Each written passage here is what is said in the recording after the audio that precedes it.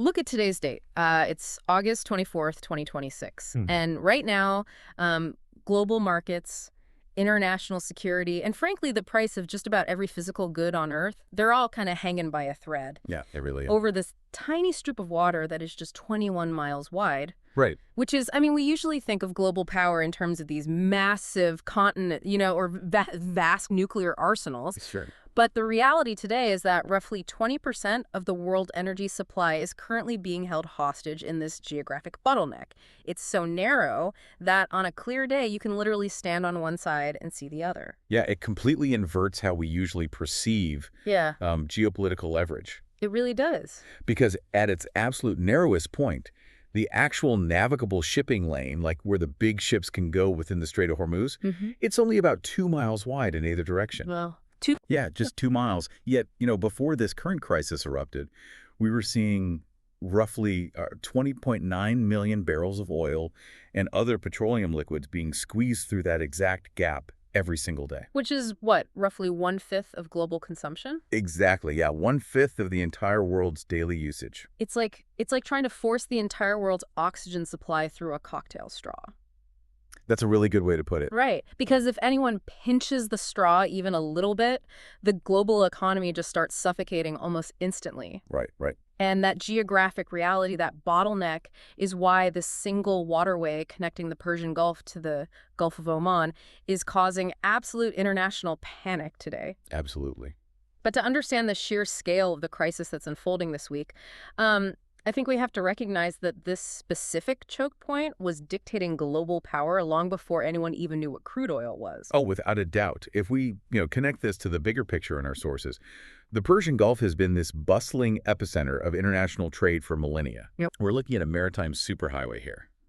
Historically, it connected Persia, Arabia, the Indian subcontinent, East Africa, and East Asia. Just a massive hub. Exactly.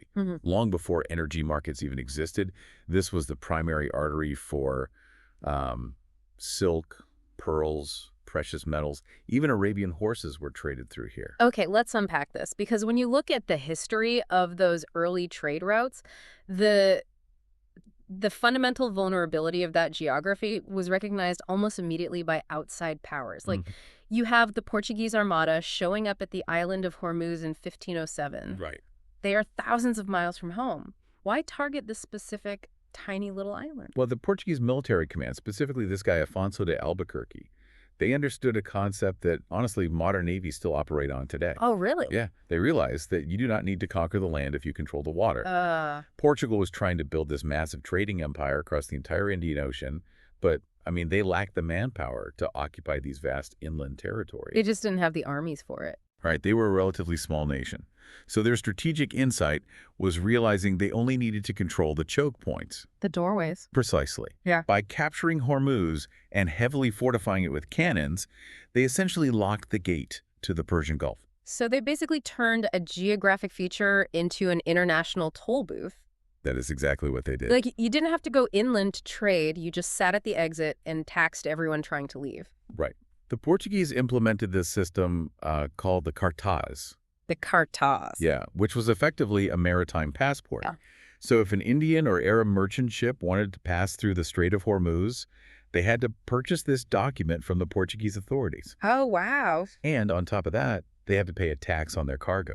Like a mafia shakedown. Pretty much. And if a ship was caught without a cartaz, the Portuguese considered it a legitimate target. They would just confiscate it or sink it. Jeez. So they generated immense wealth from the flow of global trade without ever having to actually produce or source the goods themselves. It is the ultimate middleman economics, right?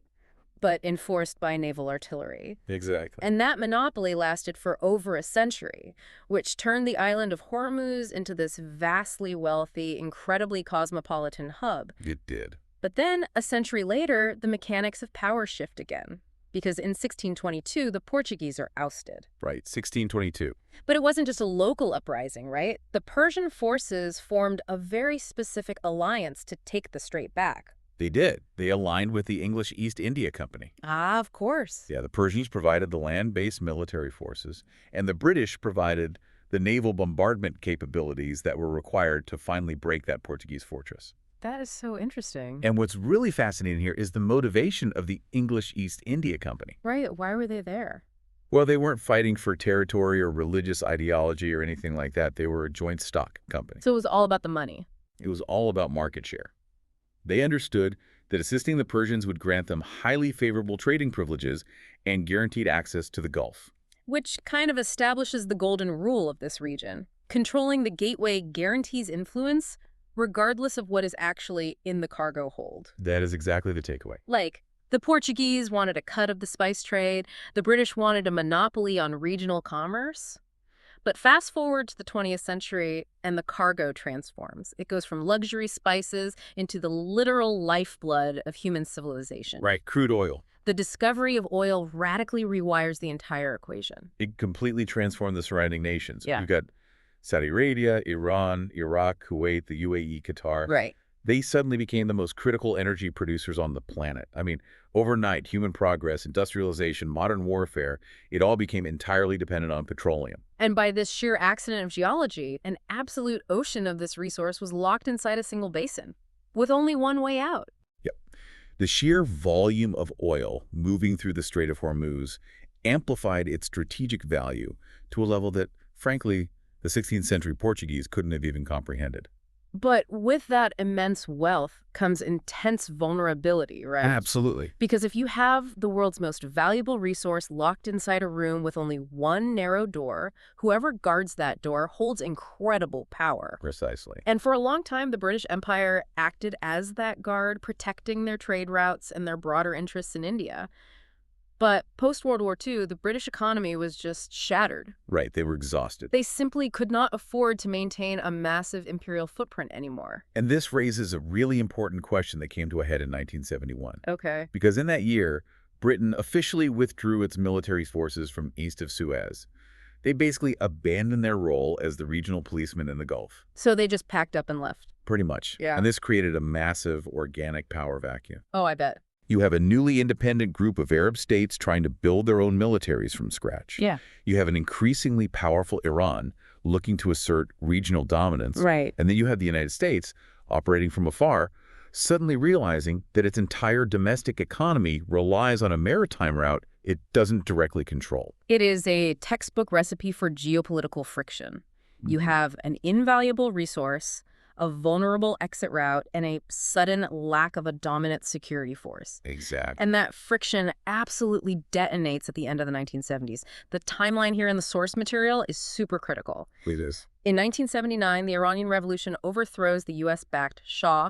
Ayatollah Khomeini establishes the Islamic Republic, which fundamentally fractures the relationship between Washington and Tehran. Right. And then just 1 year later, Iraq invades Iran. And that conflict, the Iran-Iraq War, it did not stay confined to the land. No. It bled directly into the water, resulting in what became known as the Tanker War. The Tanker War. Yeah. See, Iraq realized that it could not decisively defeat Iran on the traditional battlefield, so it sought to bankrupt the Iranian government by destroying its ability to export oil. That makes a grim kind of sense. Right. So Iraqi fighter jets began firing anti-ship missiles at tankers, leaving Iranian export terminals. And Iran responds by targeting the shipping of countries they view as supporting Iraq, like Kuwait and Saudi Arabia. Exactly. I really want to pause and look at the physical reality of what was happening here, because we talk about tankers as if they are naval warships, you know? Right, and they definitely aren't. They aren't at all. We are talking about civilian supertankers.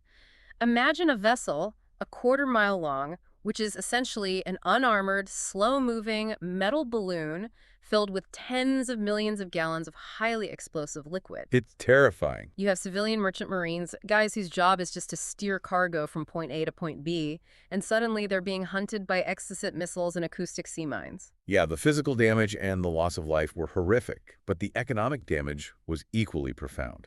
I can imagine. The tanker war proved that a nation didn't actually need to physically occupy the Strait of Hormuz to shut it down. What do you mean? They just needed to make the passage too deadly to risk. Yeah. The disruption was so severe that by 1987, the United States decided it had to intervene just to keep the global energy market from collapsing completely. So how does the U.S. step in without technically entering a war against Iran? Because they weren't formally at war. Right, they weren't. They used this fascinating legal and maritime loophole called reflagging. Reflagging. Yes. Kuwait asks the United States for protection. So the U.S. military allows Kuwaiti oil tankers to fly the American flag. Wow. It is a brilliant, albeit super risky, legal maneuver. It really is. By reflogging a Kuwaiti civilian vessel as an American ship, any attack on that vessel is suddenly classified under international law as a direct attack on the sovereign territory of the United States. Because it's flying the stars and stripes. Exactly. It forces a massive deterrent. The U.S. Navy launched Operation Earnest Will, deploying actual warships to physically escort these newly reflagged tankers through the Strait of Hormuz and up the Gulf. But the deterrence doesn't hold perfectly, does it? No, it doesn't. Because here's where it gets really interesting. The conflict escalates from indirect harassment into direct kinetic naval warfare. Right, in 1988. Yeah, April of 1988. An American frigate, the USS Samuel B. Roberts, is escorting ships when it hits a submerged Iranian mine. The explosion nearly sinks the ship, tearing this massive hole in the hull and injuring several American sailors. And the response from Washington was instantaneous and just overwhelming. Yeah. The U.S. military launched Operation Praying Mantis. Praying Mantis. Yes, which actually remains one of the largest American naval surface engagements since the Second World War. That's incredible, since World War II. Exactly. American forces methodically dismantled significant portions of the Iranian Navy, sinking multiple warships. They also destroyed these heavily armed offshore oil platforms that Iran had been using as command and control centers to coordinate their attacks on shipping. It is a terrifying escalation. Two hostile nations directly exchanging missile and cannon fire at sea, right inside the most vital economic artery on the planet. Yeah, it was a very tense time. Now, the Iran-Iraq War eventually ends, but the scar left by the tanker war permanently changed how the world views the Strait of Hormuz. Definitely. It forced military strategists to confront a nightmare scenario. Yeah. What happens if a nation decides to just close the strait entirely? And that is the ultimate hypothetical that has driven military procurement and strategic planning in this region for decades. Yeah. But the mechanics of a total blockade present a massive strategic dilemma. The source material outlines this perfectly with this concept of the inside door. Right, and I have to admit, when I first started studying the region's naval dynamics, the logic of a blockade confused me a bit. Oh yeah, how so? Well, if Iran, for example, decides to deploy hundreds of submarines and sea mines to completely seal off the Strait of Hormuz, aren't they simultaneously committing economic suicide? Yes. Because they rely on that exact same waterway to export their own oil and import essential goods. If they drop the blast doors, they trap their enemies, sure, but they also trap themselves inside the room. That is the core paradox of the strait. A total physical closure is this double-edged mechanism that harms the blockader almost as much as the blockaded. Exactly. Which is why the true modern weaponization of the Strait of Hormuz doesn't actually rely on sinking every ship or building an impenetrable wall of steel across the water. Okay, so what does it rely on? The actual weapon being deployed is actuarial risk. It is the mechanics of fear. Okay, let's unpack that. How does fear actually stop a 300,000-ton supertanker? Because it's not the ship ear captain making the call, right? It's a spreadsheet in a boardroom thousands of miles away. Precisely. We have to look at the insurance markets. The insurance markets. Yeah, specifically institutions like the Lloyd's of London Joint War Committee. Okay. When the threat level in the Strait of Hormuz rises, this committee designates the area as a high-risk war zone. Right. When that happens, the insurance premiums required to cover the physical hull of the ship and all the millions of dollars of cargo inside it, those premiums skyrocket. So a shipping conglomerate is looking at a ledger. You have the cost of fuel, the cost of the crew, and now a war risk insurance premium that might jump from a fraction of a percent of the ship's value to 3, 4, or 5% in a matter of days. And suddenly the math just stops working. The trip costs more than the cargo is worth. Exactly. The insurance premium exceeds the profit margin of the voyage. So the shipping companies simply refuse to sail. They drop anchor outside the strait and wait. Wow. The supply of oil to the global market drops instantaneously, not because a ship was blown up, but because the mere threat of a ship being blown up made the journey financially unviable. That's wild. You achieve the exact economic impact of a blockade without having to fire a single shot. Yep. The threat is enough. Which forces the obvious question, I think. If this 21-mile gap is so profoundly vulnerable to both military action and financial panic, why haven't we engineered our way around it? Well, it's Because we have the capital, right? We have the technology. Why can't Saudi Arabia or the UAE just build a massive network of pipelines to bypass the strait entirely and just pump the oil straight to the Red Sea or the Arabian Sea? it is a totally logical assumption, and honestly, several Gulf states have indeed spent billions Yeah. attempting exactly that. Okay, so they have tried. Oh, yeah. The UAE operates the Habsan Fujairah oil pipeline, which successfully bypasses the strait and empties into the Gulf of Oman. And Saudi Arabia has the East-West pipeline running to the Red Sea. So what's the problem? The limitation is pure physics and capacity. They just can't move enough volume. Not even close. Those alternative pipelines usually operate near their maximum capacity, just handling normal daily exports. Oh, I see. If the Strait of Hormuz were closed, those pipelines could perhaps absorb a few million extra barrels a day. But they cannot physically accommodate the 20 million barrels that suddenly need a new route. The infrastructure will be instantly overwhelmed. Instantly. But even more critically, crude oil is only half the problem. The situation with natural gas is far more dire. Yes. This brings us to Qatar, which is a massive piece of the 2026 puzzle. It really is. Qatar shares the world's largest natural gas field with Iran, located right in the middle of the Persian Gulf. And they are a global titan in exporting liquefied natural gas, or LNG. And moving LNG is a completely different engineering challenge than moving crude oil. It's not just a liquid you can pump anywhere. No, to transport natural gas across oceans, you have to cool it to minus 162 degrees Celsius so it condenses into a liquid. Minus 162. Yeah. It is then pumped into highly specialized insulated ships built with materials like Invar, or specialized aluminum alloys. Because it's so cold. Exactly, to prevent the tanks from shattering under the extreme cold. So you can't just hook up a Qatari gas facility to a standard Saudi crude oil pipeline and pump it across the desert. No way. The standard steel pipeline would literally freeze, become brittle, and shatter into pieces. Wow. The infrastructure is entirely incompatible. Therefore, Qatar's entire LNG export economy, which, by the way, supplies critical energy to Europe and Asia, is almost totally reliant on maritime shipping through the Strait of Hormuz. There's virtually no alternative route. None. If the strait is too dangerous for LNG carriers, a massive percentage of the world's natural gas supply is simply marooned in the Gulf. Okay, so this combination of extreme geographic vulnerability, limited alternatives, and the sheer volume of global energy moving through one spot, this is the exact pressure cooker that has erupted right now in August 2026. Absolutely. But to understand how we got to this week's meltdown, we have to trace the modern diplomatic timeline, and specifically the unraveling of the nuclear agreements. Yeah, the modern escalation cycle really pivots around international efforts to monitor and restrict Iran's nuclear development program. In 2015, we saw a major diplomatic breakthrough with the signing of the Joint Comprehensive Plan of Action, or the JCPOA. The nuclear deal. Right.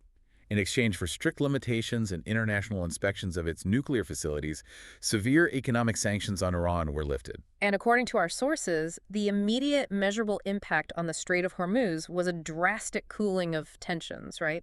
He was. Naval harassment decreased, those insurance premiums we talked about normalized, and the maritime highway operated smoothly. However, the geopolitical architecture shifted drastically again in 2018. Okay. That's when the U.S. administration under President Donald Trump formally withdrew the United States from the JCPOA and reinstated a campaign of, quote, maximum pressure economic sanctions. Which were aimed at cutting off Iran's oil revenue entirely. Exactly. Now, regardless of the diplomatic rationale for that decision, the physical result on the water was an immediate spike in hostilities. We saw an almost immediate return to the asymmetric tactics of the 1980s tanker war. Yeah. Like, in the summer of 2019, multiple commercial vessels, including oil tankers, were damaged by limpet mines. Limpet mines, yeah. For those who don't know, those are explosives magnetically attached to the hulls of the ships just above the waterline. Just a chilling tactic. Yeah.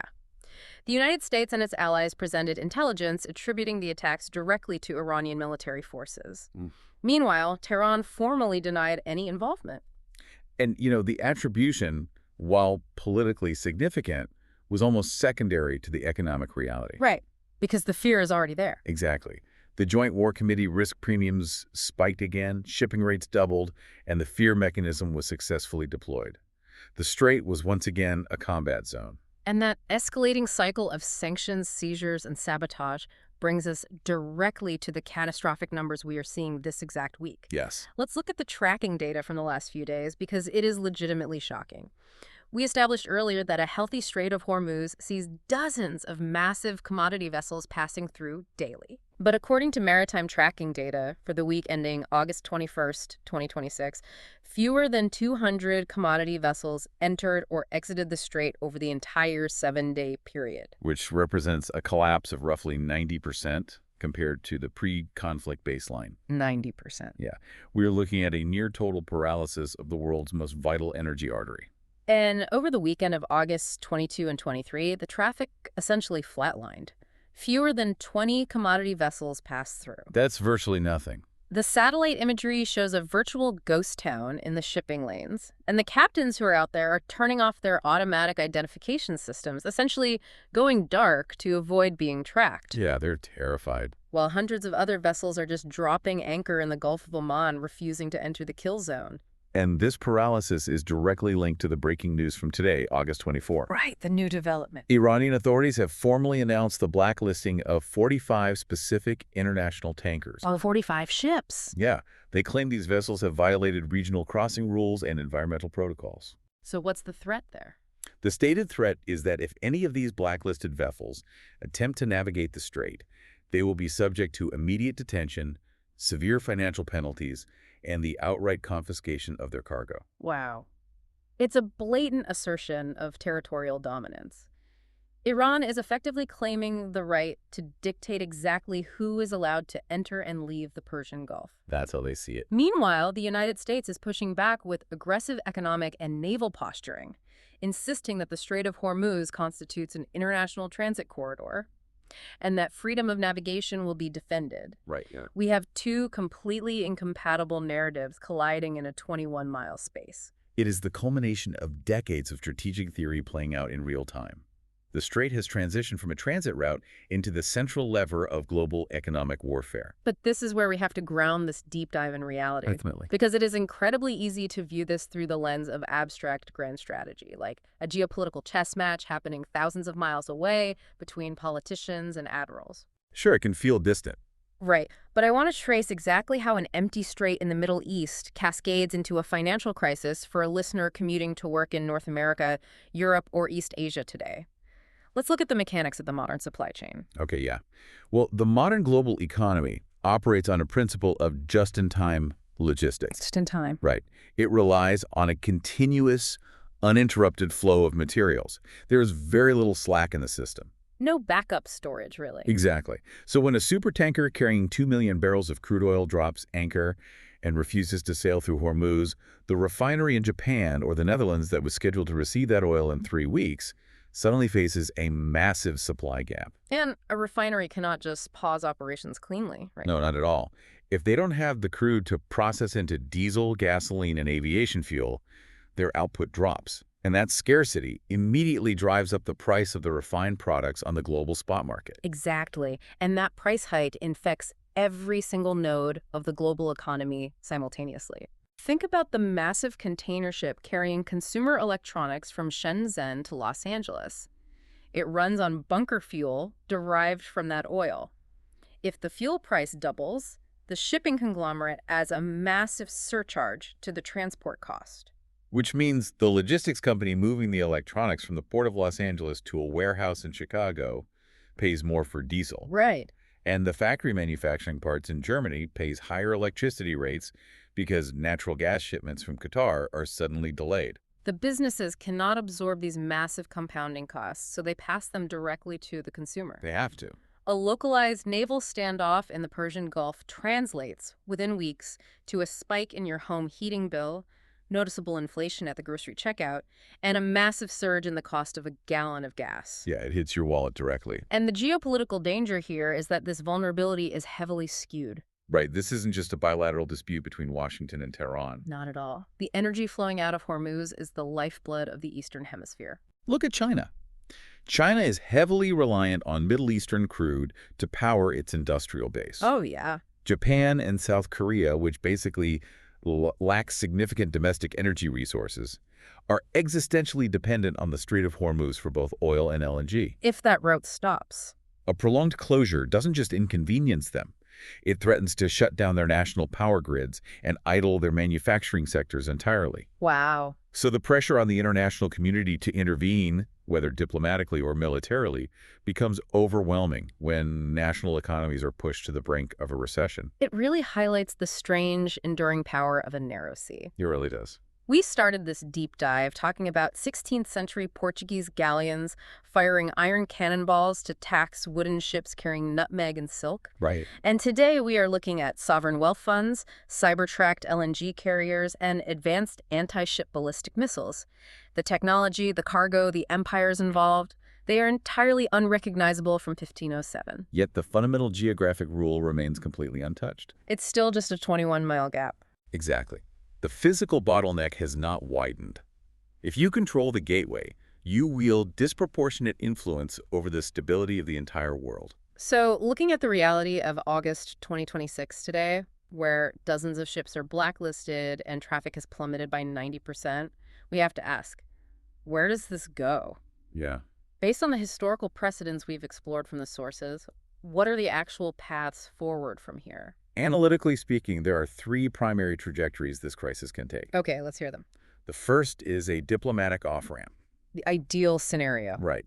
If back-channel negotiations between the involved states can reach a face-saving compromise, perhaps involving the easing of specific sanctions in exchange for the lifting of the tanker blacklists, we could see a rapid de-escalation. So they make a deal. Yeah. And if that happens, the Joint War Committee would lower the risks assessment, insurance premiums would stabilize, and maritime traffic would slowly return to its baseline. Okay, so diplomacy is the best case scenario. But what if they just remain in a standoff?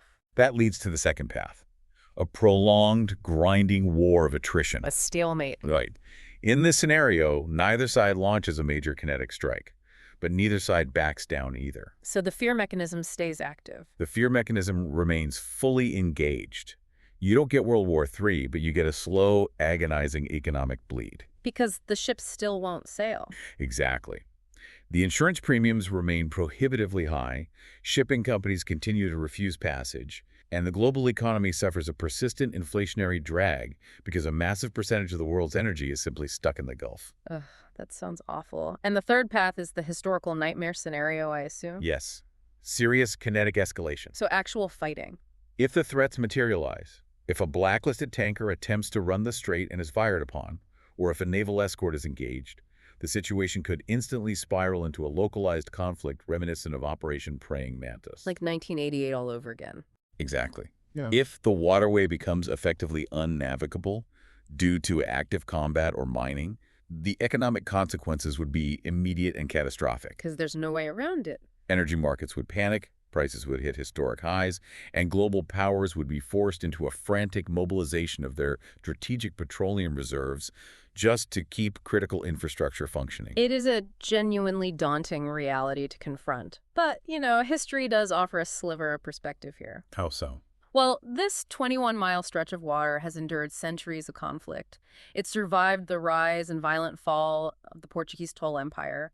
It survived the chaotic power vacuum left by the British withdrawal. Sure. It survived the Iranian Revolution, the horrific realities of the tanker war, and decades of intense modern geopolitical brinkmanship. It is highly probable that it will survive the crisis of 2026 as well. It will, because geography is destiny. Geography is destiny. Yeah. As long as the global economy is dependent on the resources extracted from the Persian Gulf, the Strait of Hormuz will remain the inescapable center of the world's strategic attention. And that actually brings me to a final thought I want to leave our listeners with today. A concept to really mull over once you take your headphones off. Oh, okay. Let's hear it. We have spent this entire deep dive examining how the power of this waterway fundamentally shifted based on what the world valued. Right. The Portuguese leveraged it for spices. Modern empires leverage it for crude oil and natural gas. And the cargo dictates the stakes. Exactly. So here is the thought experiment. If the global push for decarbonization actually succeeds in the coming decades, if the world successfully transitions its transportation grids to electricity and its manufacturing base entirely away from fossil fuels, what happens to the Strait of Hormuz? Oh, wow. It's a fascinating strategic question. Right. Does this world-defining geographical bottleneck finally, after centuries, lose its leverage? If the oil in the Persian Gulf is no longer the lifeblood of the global economy, does the strait just become another stretch of water? That's hard to imagine. Or does geography refuse to give up its power? Will the nations surrounding the Gulf pivot to mining and exporting the rare earth minerals essential for battery tech? Maybe. Will they become global hubs for exporting green hydrogen?